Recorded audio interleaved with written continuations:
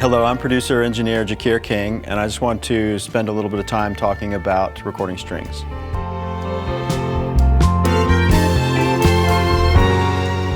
First thing I want to talk about is just keeping things simple. For example, recording a string quartet, it's 2 violins, viola, cello. They're used to playing it as an ensemble. They're almost always playing to a chart, a written arrangement. They understand how to balance themselves and follow the dynamic indications that are in the chart, and just making things simple and relying on them first to be a balanced, good sound source.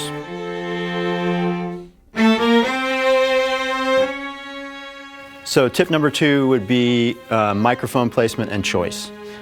Choices, typically with a quartet, maybe your darker microphones will be placed on the cello, brighter microphones on violins, maybe something that's a little bit more in between on the viola.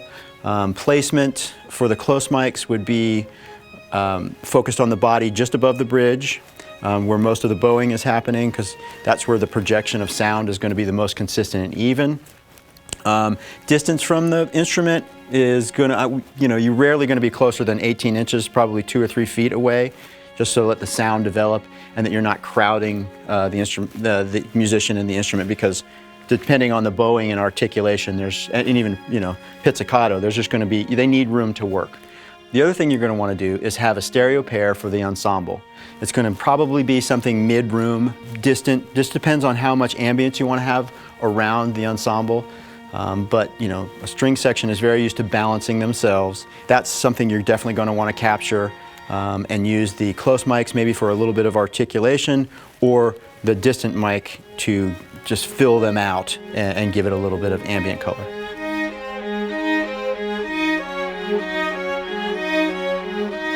Tip number 3 is about headphones. In almost all recording sessions I've been in where recording strings, the players will have one ear off. So pan everything to one side so that you don't have the leakage from that the headphone that's off. And then in terms of balance, you probably want to balance the strings a little bit lower. The ensemble will kind of guide you about what they do and don't want to hear, so just ask them. Typically they want to hear some rhythm stuff a little bit more forward so they can be in time, maybe a little less vocal, so that they can kind of hear themselves a little bit clearer. And just really pay attention to what their needs are. But it's really key, I think, to turn everything to one side so that that earphone that's off is not creating unwanted leakage. The other important aspect to consider about monitoring is have them set up in a semicircle so that there's good visual contact, because they'll probably like to keep an eye on each other just for some rhythmic cues and dynamic stuff.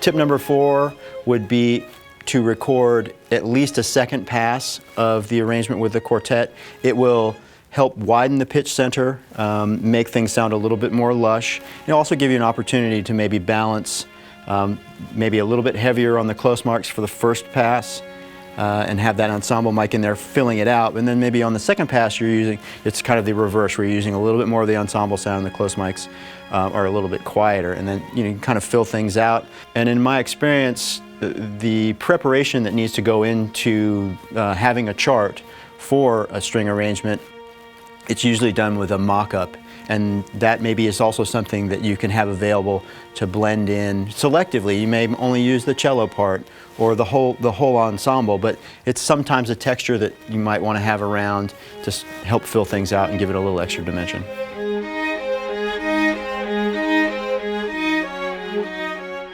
Tip number 5, last thing I would say, is that pay attention to the ensemble and how they feel about what they're doing. They're used to hearing themselves a certain way. The way they communicate is important.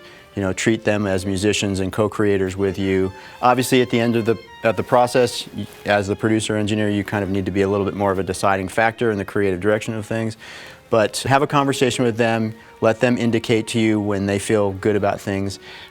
Music is never perfect. That's what makes it feel so good. So I hope that these tips help with your next string recording session. The wine of Lebanon.